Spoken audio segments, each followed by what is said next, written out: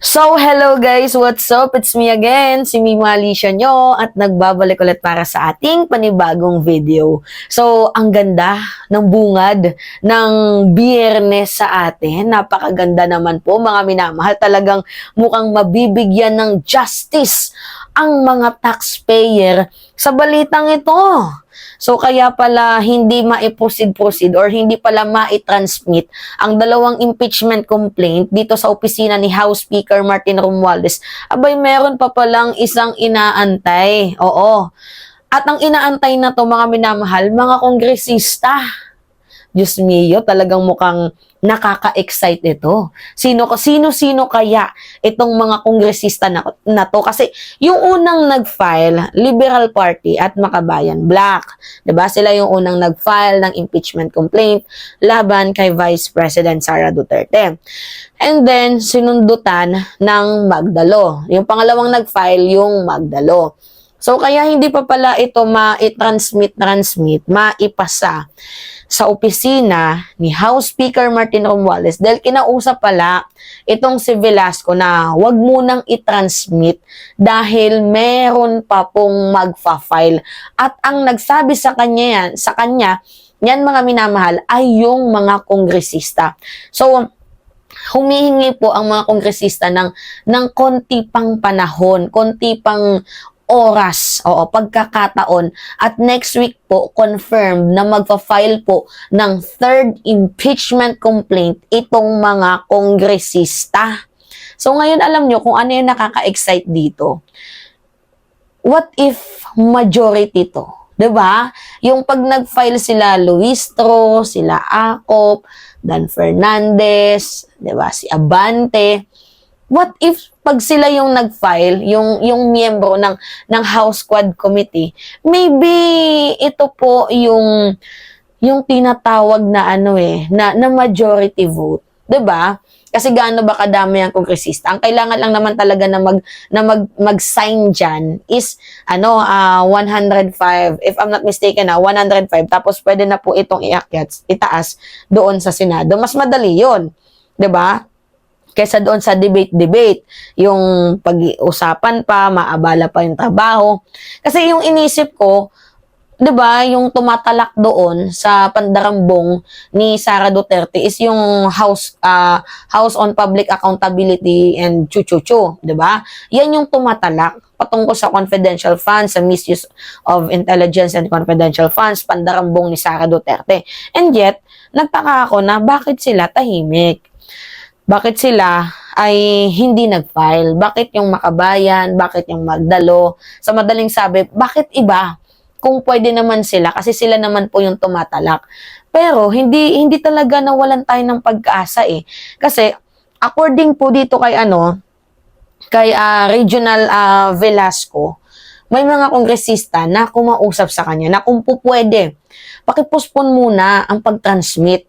Dahil kami po ay magpa-file. Hindi niya na nga lang pinangalanan kung sino itong mga kongresistang magpa-file, pero malakas talaga yung kutob ko na, well, wait.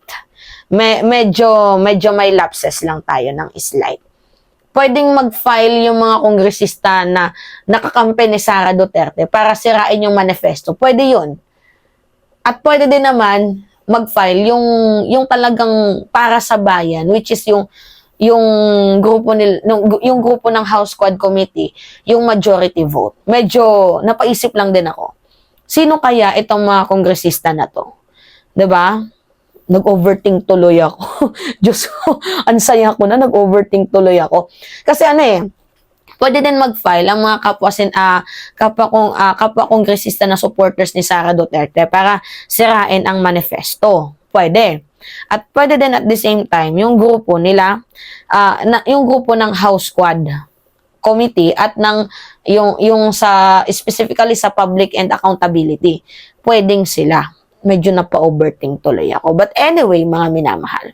So, stay positive lang tayo. Now, what if sila Abante yon? What if sila Luistro? Tapos yung pagdating nila, yung bagsakan talaga na, ay, majority na to. Akyat na agad sa Senado. Wala nang madaming eklabush. Diba? Alright, sige. Panoodin natin tong balitang to. Mga minamahal, 1 minutes and 37 seconds. Hindi po to fake news, totoo po to. Kaya nga ang ganda ng bungad ng balita ko sa inyo, di ba? Ang saya-saya ko. Pero napa-overthink lang ako na kung sino man yung magpa-file next week, hoping sana na ito yung mga taong nandoon sa House Quad Committee. Di ba? Majority sana. Okay, alright. Panoodin natin tong balitang to. Ng hapon, Rosalie, yan bang ikatlong impeachment complaint ang hinihintay ng House Secretary General para maitransmit sa tanggapan ni Speaker Romualdez? Magandang hapon, June. Inihayag ni House Secretary General Reginald Velasco na mayroong ikatlong impeachment complaint laban kay Vice President Sara Duterte na nakataksang ihain dito sa Kamara sa susunod na linggo. Ang reklamong ito ay sabay na itatransmit sa tanggapan ni House Speaker Martin Romualdez. Inihayag ng House Secretary General na may mga kongresistang kumausap sa kanya upang sabihin kinukonsidera rin ng mga itong maghain o mag-endoso ng impeachment complaint laban kay VP Duterte. Tumanggi na itong idetalye kung sino ang mga kongresistang ito at kung kabilang ba sila sa majority bloc. Dagdag pa rito, kasalukuyan na rin pinag-aaralan ng kanilang legal team ang dalawang impeachment complaints na unang inihain sa Kamara. So our target is, as soon as next week, we will try to transmit to the office of the speaker. Kasi ayaw nating mahirapan ng office nila na i-evaluate na naman kung tama, di ba? So bago natin i-transmit sa office of the speaker, kailangan kumpleto na yung mga papeles eh. Oras na maihain ang ikatlong impeachment complaint, isasabay na nila itong i-transmit sa tanggapan ni Speaker Romualdez. Kami lang ang nag-decide, ako lang nag-decide na in fairness naman, let's respect yung mga congressman na iba who have other about impeachment complaint. So, yun, maghintay lang tayo next week kung itutuloy. Sa December 18, 2024, Yan. Secretary, Reginald. Nabanggit ko kanina, Secretary Reginald Velasco. Hindi ko kasi nakita talaga yung full name niya. Alright. Sorry, my mistake. Oo. Tawag dito. Basta, nagkamali ako. Reginald Velasco pala. I stand corrected. Alright, sige. So, ngayon nga po, this is very exciting moment, mga minamahal. Kasi, 'di ba, malalaman natin kung yung magpa-file ng impeachment is yung mga nasa House Quad Committee. Kasi, maybe, it's a majority. Nafe-feel ko, kasi pag nakaperma dyan, yung 105, correct me if I'm wrong ha, ang kailangan lang naman kasi dyan is 105 na votes. 'Di ba, na perma, sign. Tapos, akyat agad dyan sa Senado. So, kapag napermahan po yun, well, hindi na po masasagasaan yung trabaho ng Kongreso, takbo agad doon sa Senado. Bali, yung problema na lang natin sa Senado is yung mga bias ng mga senador na yung purely interest nila is mga personal. Yun lang yung problema natin dito. Pero grabe no, nag-ano lang ako, tawag dito, masaya lang ako kasi may third impeachment. So, ito yung siguro inaantay natin na finally, 'di ba?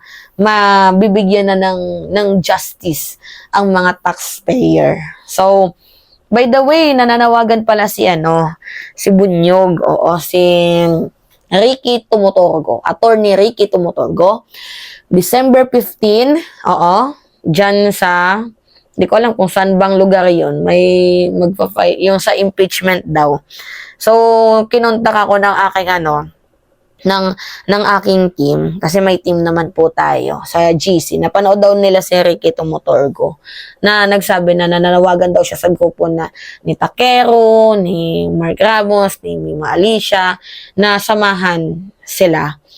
So, pag-usapan natin kung makakadalo si Mima Alicia. Pero I think si Takero makakadalo yan kasi nandyan sa Manila. December 15, hindi ko alam kung saan yung yung rally na yun. Kasi nung nag-rally nga kami doon sa Liwasan Bonifacio para sa Sara Resign rally natupad, 'di ba? So, saan kaya ang lugar yun? 'Di ba? So, paki-message na lang din ako. So, anyway, yun po mga minamahal. It's me again, si Mima Alicia nyo, at nagbabalik ulit para sa ating panibagong video. Maraming salamat mga kababayan.